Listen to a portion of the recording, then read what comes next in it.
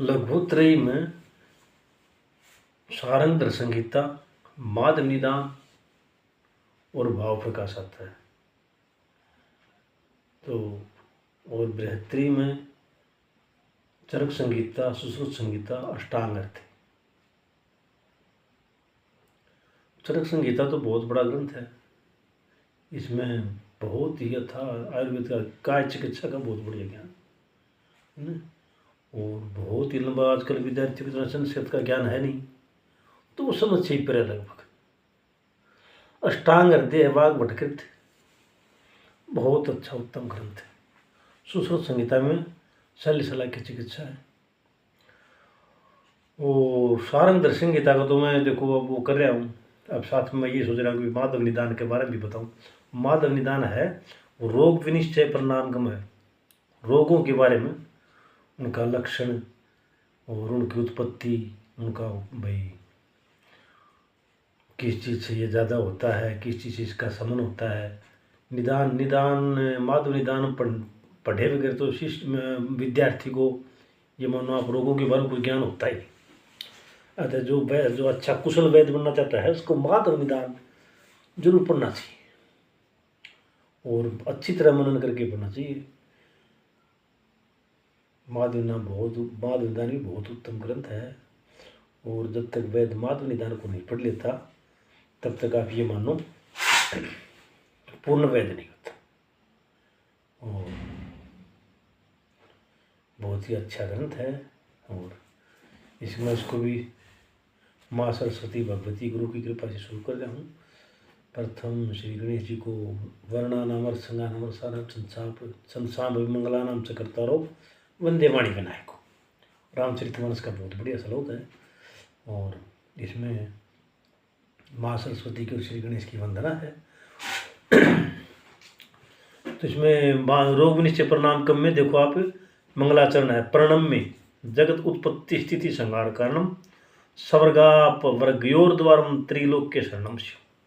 तेरे प्रणम में त्रिलोक के शरणम शिव, त्रिलोकी को शरण देने वाले शिव को मैं प्रणाम करके हैं जगत की उत्पत्ति स्थिति संहार, प्राणियों की उत्पत्ति की और जीवन का और मरण का संहार कारण है। सब स्वर्ग और अपवर्ग मोक्ष के द्वार को दाता। स्वर्गापवर्गयोर द्वारम, स्वर्ग और अपवर्ग मोक्ष जिसको कहते हैं के दाता, तीनों लोकों के स्वामी, त्रिलोक के शरणम शिव को प्रणाम करके, प्रणम में प्रणाम करके जगत उत्पत्ति स्थिति संहार कारणम, इनको जो करने वाले हैं ना भगवान शिव शंकर भगवान, उसको प्रणाम करके जो स्वर्ग और अपवर्ग के द्वार के दाता हैं, मोक्ष के और अमोक्ष के दाता हैं, भगवान शिव जी को प्रणाम करके नाना मुनि नाम वचनैरिदानीम समास्त सद्विषदाम्नि होगा। सो द्रवारिष्ट निदान लिंगो निबद्धते रोग विनिश्चय। रोग विनिश्चय नाम का ये ग्रंथ है। रोग विनिश्चय है और इसका बोले में नाना मुनि नाम सद वैद्यों की आज्ञा से सद्विषदाम्नि होगा। सब वैद्यों की आज्ञा से मेरे द्वारा अनेक मुनियों के वचनों को संक्षेप में निदान लिंग उपद्रव और अरिष्ट मार्ग लक्षण सहित इस रोग विनिश्चय नाम ग्रंथ की रचना की जाती है। माधव निदान में चरक सुश्रुत आदि संहिताओं में जो अधिकांश श्लोक ज्यों की त्यों उद्धृत किए लिखे गए। ये बात लेकिन नाना मुनि नाम वचनैरिदानीम समास्त सद्विषदाम्नि होगा है, ये स्वयं स्वीकार किया। ये ग्रंथ संक्षेप में लिखा गया है। ये बात समास्त है यानी दुर्भाग्यवश हमारे सभी आर्ष ग्रंथों में अति क्षीण का दोष पाया जाता है और ये दोष हम सभी को घरता है। किंतु वे नहीं भूलना चाहिए कि वह ग्रंथ उस युग के हैं जिस समय ऋषि महर्षि वैद्य वही मौखिक पढ़ते थे, छापे खाने नहीं होते थे, उनको कंठस्थ याद करना पड़ता था। उस समय ज्ञान बहुत अच्छा था। और अब तो छापे खाने हैं, अच्छे बढ़िया कागज हैं, लेकिन इतनी पढ़ने की वो अब तो भली बात वो रही नहीं। अब तो ये है जी, देखो जितना पढ़ लिया भाई समास्त है संक्षेप में, उसको याद किया जाए। अच्छा जी, इस ग्रंथ के लेखक द्वारा दिया गया नाम रोग विनिश्चय है और आरंभ में शायद यही नाम प्रचलित रहेगा, किंतु आप इस ग्रंथ को हम माधव के निदान ग्रंथ के नाम से जानते हैं। इसमें प्राचीन वेदों की अच्छी अच्छी बड़ी बड़ी टीका टिप्पणी है और सानुवाद व्याख्या है। नाना तंत्र विहीनानाम बीजाम अल्पमेधसा, जो वेद अल्पमेधसा अल्प बुद्धि वाले वेद हैं, नाना तंत्र विहीनानाम सुखम विज्ञातुम आतंक अहमे भविष्यति, यानी कि अनेक ग्रंथों का अध्ययन करने में असमर्थ अल्प बुद्धि वेदों को रोगों का ज्ञान सरलतापूर्वक कराने में यही ग्रंथ समर्थ होगा। आज के समय माधव निदान रोगों के बारे में जानना, उनकी भाई निमित्त है तो आयतन प्रत्यय उत्थान काल, इनके रोगों के बारे में जानना, किससे रोग होता है, किस चीज़ का समन होता है, किससे ज़्यादा बढ़ता है, मिथ्या आहार विहार व्यायाम है। और इस श्लोक स्पष्ट ध्वनि लिखती कि मेधावी वेदों के लिए निदान विषय ग्रंथ भी रहे होंगे जो आजकल अप्राप्य हो चुके। हमारे कुछ तो मुगलों ने ख़त्म कर दिए, कुछ फिर बाद में इंग्लिश अंग्रेज़ों ने, और फिर बाद में जो हमारी जो सरकारें आई ना, वो आयुर्वेद के बारे में बहुत उदासीन रही हैं। उन्होंने आयुर्वेद की तरफ ध्यान नहीं दिया, उन्होंने सिर्फ एलोपैथी चिकित्सा की तरफ ध्यान दिया। हमारी चिकित्सा बहुत बढ़िया, बहुत उत्तम है, और हमारी सरकार ने, हमारे नेताओं ने भी इसको खोने के में कोई कसर नहीं छोड़ी। मेरे पिताजी बताते हैं, जब मैंने बोले कि मैंने आज़ादी से पहले आयुर्वेद विशाल साहित्याचार्य की थी, और उस समय सब कुछ मौखिक करवा जाता था। मेरे पिताजी के जो ग्रंथ हैं ना, वो संस्कृत में अनुवाद हैं और लोगों को कंठस्थ किया जाता। लेकिन अब बाद में तो फिर अब तो वैद्य नाम की तो कोई चीज़ ही नहीं रही। एक दो नुस्खा जिसको ज्ञान हुआ उसी में वही वैद्य बने। उनको पढ़ाई का, आजकल मैं बच्चों से पूछता हूँ, भाई तुम्हारे कौन से ग्रंथ लगे हैं, तो बता तो देते हैं, लेकिन उन्हें संस्कृत का ज्ञान नहीं।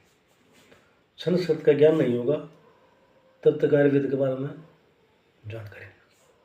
आयुर्वेद, वेद और साहित्य, ये चीज़ें संस्कृत में जाती, और जो संस्कृत में जो इनका पठन पाठन करता है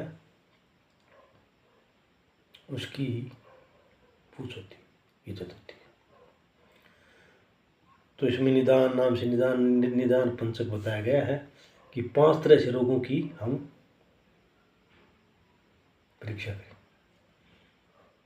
और कहा गया है निदानम आदो परीक्षे ततो अनंतरम औषधम विषक्रियात, यानी कि जो वैद्य है, कुशल वैद्य, पहले रोग के कारण की निदान की जानकारी करें, भाई क्या रोग है, किस कारण से हुआ है, और फिर उसके बाद में वैद्य की दवा की कल्पना करें।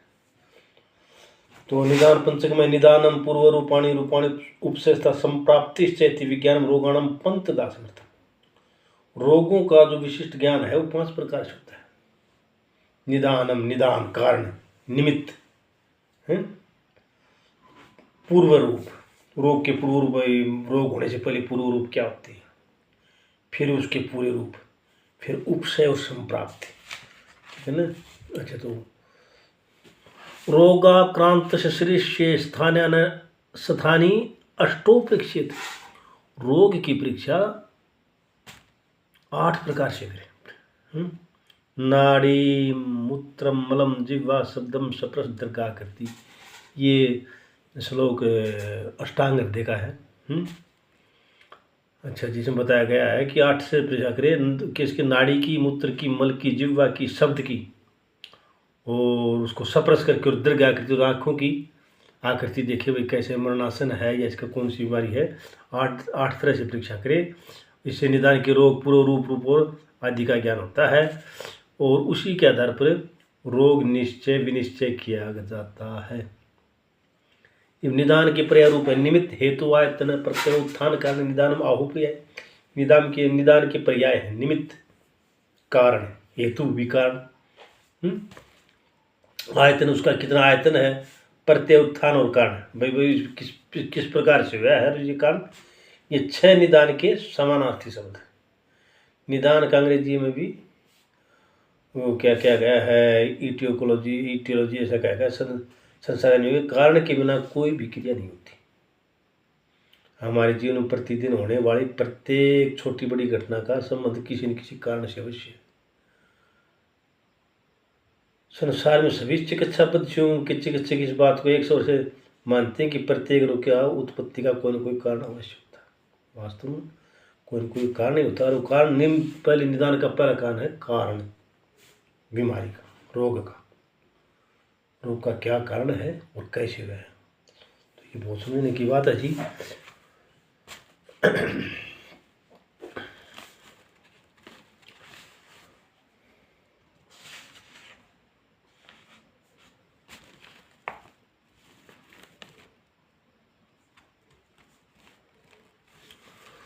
अब निदान में भी प्रथम निदान 4 प्रकार का होता है। कौन सा होता है?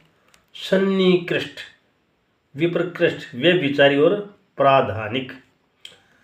सन्निकृष्ट निदान क्या होता है? रात्रि, दिन और भोजन के परिपाक की 3 अवस्थाएं होती हैं, जिनमें क्रम से एक दोष का प्रकोप होता है। यह प्रकोप स्वाभाविक है, किंतु आहार विहार में भूल होने के कारण स्वभावतः कुपित दोष और भी अधिक कुपित होकर रोग उत्पत्ति कर देते हैं। जैसे मध्याह्न में पित्त का प्रकोप होता है और भोजन के पचने के समय पर पित्त का प्रकोप होता है। इसलिए कोई व्यक्ति मध्याह्न भोजन के पाचन काल में पित्तवर्धक आहार विहार का पालन करेगा, सेवन करेगा, तो उसका पित्त और अधिक कुपित हो जाएगा, रोग उत्पत्ति कर सकता है। इस प्रकार के निदान को सन्निकृष्ट निदान कहते हैं। और विप्रकृष्ट निदान है जब संचित दोष दीर्घ काल तक निरुपद्रव रहे और प्रकोप कारण मिलने के बाद फिर वो शरीर में का प्रकट होना, उसको विप्रकृष्ट निदान कहते हैं। जैसे ग्रीष्म में संचित पित्त सर्द में प्रकोप कारण मिलने के कारण पित्त ज्वर उत्पन्न करता है। और शैशवावस्था में प्रविष्ट कुष्ठ दंडाणु युवावस्था में आने पर कुष्ठ रोग उत्पन्न करते हैं।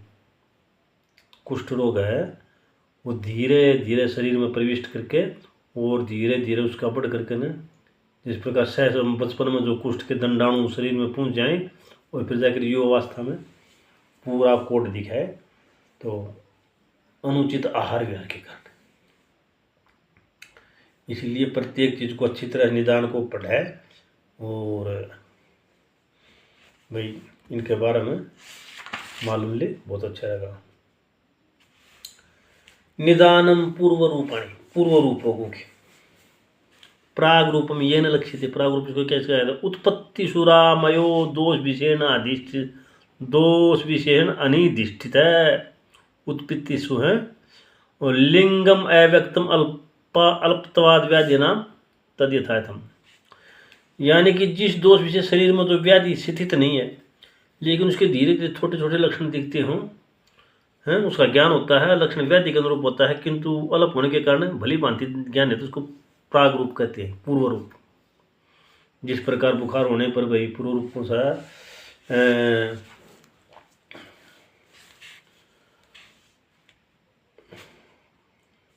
वे पथूर विष्णु वेगो कंठोष्ठ परिश्रम निद्रा अक्षवसन को हैं बात रोगे से हैं। तो प्राग रूप होना, जुखाम होने से पहले भाई जुखाम में भाई नाकों में गदगदी होना और पानी चलना, छींक आना, खाने में रुचि होना और थकावट होना, ये पूर्व लक्षण है। जिस प्रकार इसमें कहा है किसी जिस प्रकार भाई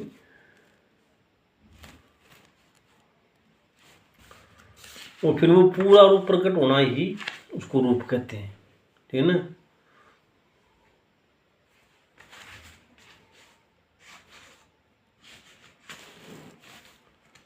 निदान पंचक बहुत अच्छा है। मैं धीरे धीरे लग रहा हूँ कि मेरे को इतना बोलने का अभ्यास नहीं है, और जो भाई बड़े हैं उनका तो कहना है क्या, मैं धीरे धीरे कोशिश कर रहा हूँ। आशा अगर शुरू में समझ में नहीं आए तो बाद में ज़रूर ऐसा करूँगा, इनका फिर अनुवाद करके ना फिर आपको बताऊँगा। अभी तो मेरे को झिझक हो रही है कि मैं भाई फ़ोन के आगे करने में भी दिक्कत होती है, लेकिन मेरी कोशिश है कि मैं जितना भी हो सका करूँ। नमस्कार जी।